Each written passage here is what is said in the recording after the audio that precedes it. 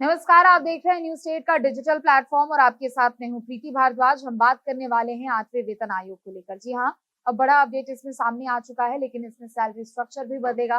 काफी कुछ चीजें जो कि बेसिक सैलरी में ऐड की गई है, जिससे बम्पर सैलरी बढ़त होने वाली है। और जो ग्रुप डी के खास तौर पर कर्मचारी है, उनकी सैलरी में एक बहुत बड़ा उछाल भी आने वाला है। क्या कुछ चीजें रहने वाली है, सब आपको इस वीडियो में बताएंगे। देखिए, बीते दिन की अगर हम बात करें तो 2% डीए में बढ़ोतरी का ऐलान यहाँ पर किया गया था और केंद्रीय मंत्रियों की ओर से इस बात की जानकारी भी दी गई थी। लेकिन दरअसल यहाँ पर एक बैठक हुई है हाल ही के दिनों की अगर हम बात करें, और इस बैठक में केंद्रीय कर्मचारियों के महंगाई भत्ते को लेकर ये जानकारी दी गई है कि 2% की बढ़ोतरी यहाँ पर होगी।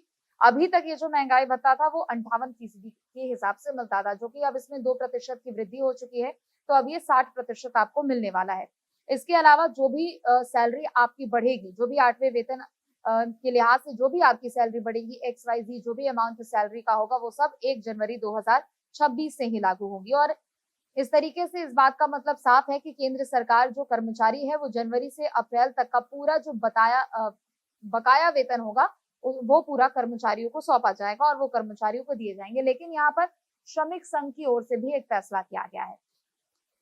श्रमिक संघ की भी ओर से अपनी एक दरअसल बैठक की गई थी, और जो ये खबर जब सामने आई कि 2% यहाँ पर महंगाई भत्ते में बढ़ोतरी होगी, तो ऐसे में श्रमिक संघ के जो नेता हैं, उनकी ओर से बैठक की गई और उन्होंने ये तय किया है कि हम मांग करेंगे जो कि फिटमेंट फैक्टर अभी 2.57 है, उसको हम बढ़ाकर 3.83 तक ऐसा मांग करेंगे। और अगर ऐसा होता है तो आपकी सैलरी स्ट्रक्चर में एक बहुत बड़ा बदलाव देखने को मिल सकता है। जो भी कर्मचारी है, उदाहरण के तौर पर अगर आप देखिए, अगर आप ग्रुप जी के कर्मचारी हो और आपकी सैलरी है, मिनिमम सैलरी अगर आपको 18,000 रुपए मिल रही है, तो इसमें बहुत बड़ा उछाल आने वाला है, 3 गुना से ज्यादा उछाल आने वाला है। और एक तरफ ये महंगाई भत्ता बढ़ चुका है, और इससे सीधा उछाल होने के बाद जो आपकी सैलरी है, वो 69,000 रुपए पर पहुंच जाएगी। जी हाँ, मिनिमम सैलरी अगर आपको 18,000 मिलती थी, तो अब आपकी जो सैलरी होगी वो 69,000 मिला करेगी। हालांकि ये जो फैसले हैं, वो तमाम चीजों को ध्यान में रखते हुए ये फैसले लिए गए हैं। इसमें महंगाई, जरूरी सामान के बढ़ते दाम, बच्चों की पढ़ाई और काफी चीजों को ध्यान में रखते हुए ये सैलरी का स्ट्रक्चर बनाया गया है। और बेसिक सैलरी अगर किसी की, आप समझिए, अगर किसी की मिनिमम सैलरी 18,000 है, तो उसकी सैलरी कहाँ तक बढ़ेगी ये मैंने आपको बताया। लेकिन अगर किसी की मान लीजिए बेसिक सैलरी अगर 69,000 रुपए हो जाती है, तो उसमें HRA ऐड किया जाएगा, उसमें ट्रांसपोर्टेशन ऐड किया जाएगा, और ये मिलाकर जो लेवल 1 के कर्मचारी होंगे, उनकी जो शुरुआती सैलरी होगी वो 90 से 95,000 हो जाएंगे। तो आप समझिए कि कितना बड़ा उछाल आपके सैलरी पैकेज में आपको मिलने वाला है। कहाँ आपकी सैलरी अगर 18,000 अभी तक हुआ करती थी, सीधे महंगाई भत्ता बढ़ता है, फिटमेंट फैक्टर अगर बढ़ता है और सभी चीजों को ऐड किया जाता है, तो सीधे आपकी सैलरी जो होगी वो आप समझिए कि 7-8 गुना ज्यादा बढ़ जाएगी और 90 से 95,000 रुपए के बीच में सैलरी आपको मिला करेगी, जिससे मिडिल क्लास को एक बहुत बड़ा सपोर्ट भी मिलेगा। लेकिन इसके अलावा कुछ ऐसी मांगे हैं जो कि इस दौरान रखी भी गई है। दरअसल जो श्रमिक संघ है, जो यूनियन है, उनकी ओर से ये मांग की गई है कि अभी तक सैलरी में माता-पिता को ऐड किया जाता था, यानी हस्बैंड वाइफ उसमें ऐड होते थे, बच्चे होते थे तो बच्चों को भी उसमें ऐड किया जाता था, उनकी गिनती भी होती थी। लेकिन ऐसे में अगर कोई भी कर्मचारी है, उसके अब माता-पिता को भी जोड़ा जाए, यानी उसके पेरेंट्स को भी जोड़ा जाए। इससे क्या होगा कि देखिए, एक तो आर्थिक तौर पर एक मदद ज़रूर मिलेगी, आर्थिक तौर पर एक सुरक्षा हो जाएगी, ताकि कभी भी कुछ ऐसी मिसहैपनिंग होती है और कभी भी इमरजेंसी की सिचुएशन होती है, तो उस समय इस सिचुएशन में राहत थोड़ी बहुत मिल जाएगी पैसों को लेकर।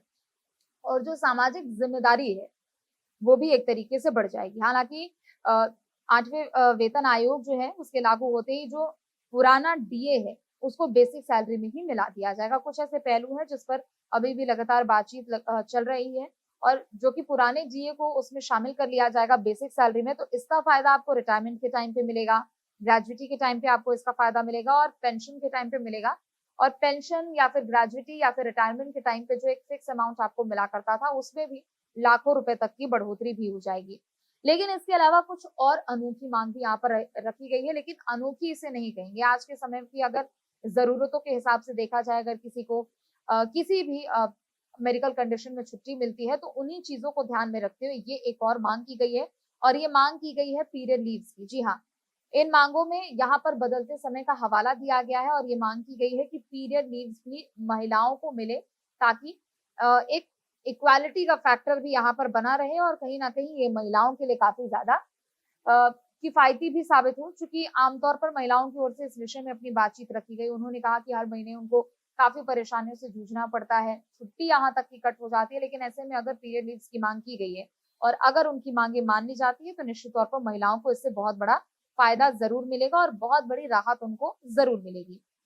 तो 8वां वेतन आयोग जो है उसे केवल कर्मचारियों को ही फायदा नहीं मिलेगा। आप समझिए कि अगर किसी व्यक्ति की सैलरी बढ़ रही है तो जाहिर सी बात है कि कंट्रीब्यूशन भी उसका बढ़ रहा है, तो ऐसे में देश की जो आर्थिक स्थिति है उसमें भी लाभ मिलेगा और उसमें भी बढ़ोतरी यहाँ पर दर्ज की जाएगी।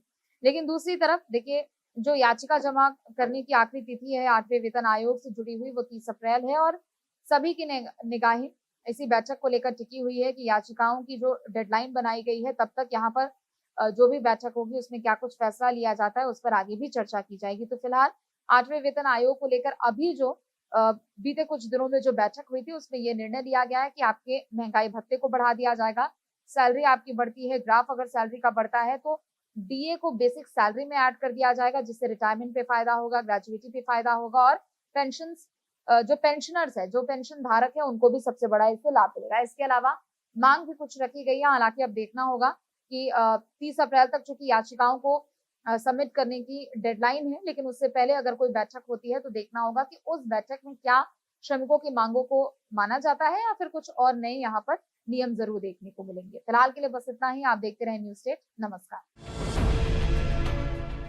अब से डीडी फ्री डिश के चैनल नंबर 57 पर देखिए न्यूज नेशन।